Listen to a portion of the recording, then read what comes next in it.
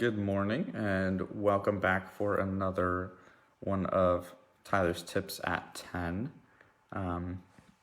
Thank you to everyone that tuned in or just watched the live exercise yesterday. I had a lot of fun doing it, and I'm glad that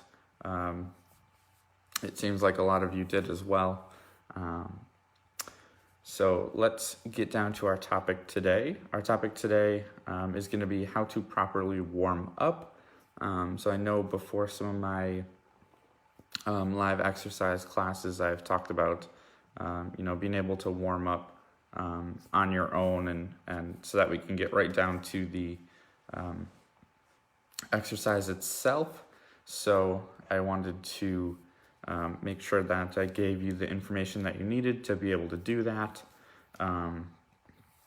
and be safe while we're exercising. So we're going to start by talking about what we call dynamic versus static stretching.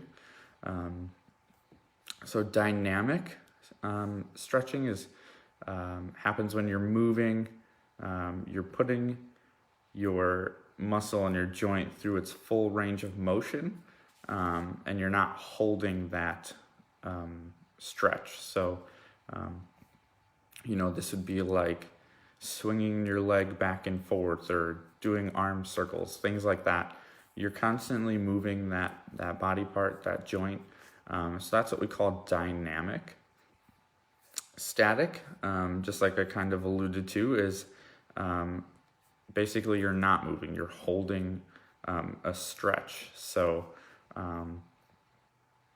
the reason I've said this before, and the reason I do say that stretching is better for after a workout is because when you try to stretch a muscle when it's not properly warmed up, it's not really ready to stretch. So that would be like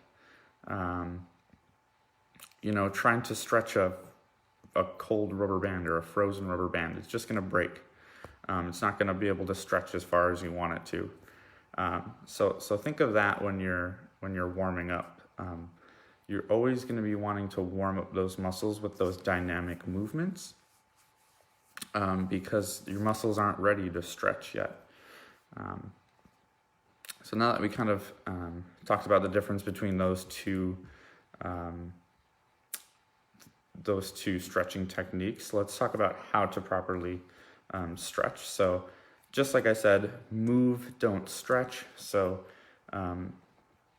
using movements to put the joint and the muscle through its full range of motion is going to be most beneficial while you're warming up. So it's gonna, you can use some stretches in your warm up, but make sure that you've dynamically warmed those muscles up prior to stretching. So in some of my warm-ups, I'll do, let's say you do some hip openers as a dynamic stretch, and then you go ahead later on and actually stretch that muscle still in your warm-up. So you just want to make sure that the muscle is properly warmed up before you start stretching it. So you can do some stretching during your warm-up. I wouldn't recommend a lot of it, but just make sure that your muscles are warmed up before you do stretch. Next, be sure to increase in intensity. So you don't want to come out of the gates, going at full speed with your movements during your warm-up. You want to start with smaller, lower intense movements and kind of build upon those. So for instance, all my warm-ups start with a simple marching in place, and then we start moving our legs forward and back, side to side. So we kind of just build on movements that are going to allow us to slowly warm up those muscles and reach new ranges of motion with those movements throughout our warm-up. Next, we're going to talk about a little bit about the nervous system. So your nervous system really controls your movement. So during your warm-up, you want to be able to really activate your nervous system and prepare it for your workout. So if you're really sluggish and slow with your warm-up throughout the whole thing, you're really not going to have that mindset and that intensity going into your workout. So it probably won't be as, it won't be as full effort as your workout might be if you were to really get your nervous system activated and ready for a workout. So larger coordinated movements will excite the nervous system better and prepare you for a workout better. And then just some kind of general guidelines for a proper warm-up. So depending on that activity you're doing, anywhere from about 5 to 15, 20 minutes is going to be a good length for a warm-up. For what I do in most of my silver sneakers and arthritis classes, things like that, my warm-up lasts probably about 10-ish minutes. But I'm also a little bit on a time crunch to make sure we get our full workout in and end on time, things like that. So I think what we do for a workout is good. We get a lot of movements, dynamic movements in a short amount of time, and we do a little bit of stretching. So and those movements in our warm-up build up to what we're going to be doing in our workout. So it's kind of just a continuation into the workout, but a good warm-up will last probably around 10 to 15 minutes for most of us. Again, that depends on the activity. If you're just going out for a walk, you probably don't necessarily have to warm up too much. Maybe just a little bit of moving in the lower body to get those legs warmed up a little bit. But if you're going to be doing a high intense workout, you're going to want to properly warm up. And your warm up, just kind of like I mentioned with the nervous system, should get you mentally prepared for your exercise. So like I said, if your workout isn't kind of hyping you up and getting you ready for your workout is going to suffer. You're not going to give it that full effort that you could. So just be sure that you're getting mentally prepared as well for your exercise. Lastly, we're going to talk about kind of the benefits. I've probably already mentioned most of these, but we're just going to outline them here. So first and foremost, your warm-up is going to warm up your joints and muscles and loosen up the tissues and joints. Get them ready to move through their full range of motion.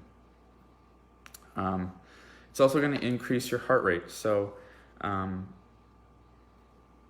with our warm-up, we should be increasing our heart rate up to where it's going to be while we're exercising. So again, just preparing our body for the exercise so that we don't just jump into something and our heart rate and blood pressure spike up like crazy and our muscles aren't warmed up. That can be very dangerous. So just prepare your body adequately.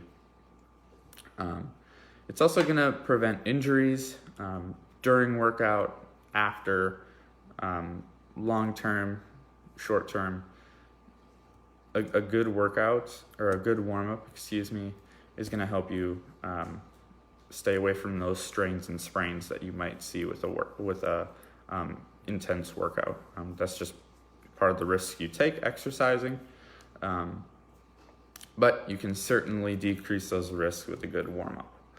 And lastly, a good warm-up can increase your performance during your workout. So just like I said, with that mental preparedness, getting the nervous system ready to take on those big, complex movements. This is something that stretching can actually inhibit. So there's been a lot of research and studies that show that too much stretching before a workout can actually decrease performance. So I won't dive too deep into that, but just to know that too much stretching can actually have a negative effect on your performance during a workout is probably something that everyone should be aware of. But there's so many more benefits that I could probably outline, but those are just the kind of main ones that I wanted to focus on today. So with all of that being said, try to incorporate these into or before the exercises, especially those live classes that we do on Monday. We do a high intense training style, so being sure that we're properly warmed up for those exercises is very, very important. If you need a little bit of guidance, I highly suggest checking out some of our videos on YouTube. I have warm-up videos, warm-up segment before each of the videos, so or in each of the videos. So go ahead and pick any sort of video and you'll get a good warm-up. So be sure to go check those out and get some inspiration there. And as always, keep checking out the Facebook page for new videos and new posts. Check out the YouTube channel. We have new videos going up every week on there, so that you can stay active and stay healthy during this time. Thanks for tuning in today. I hope you learned something valuable about warming up, and I will see you in tomorrow's video. Take care.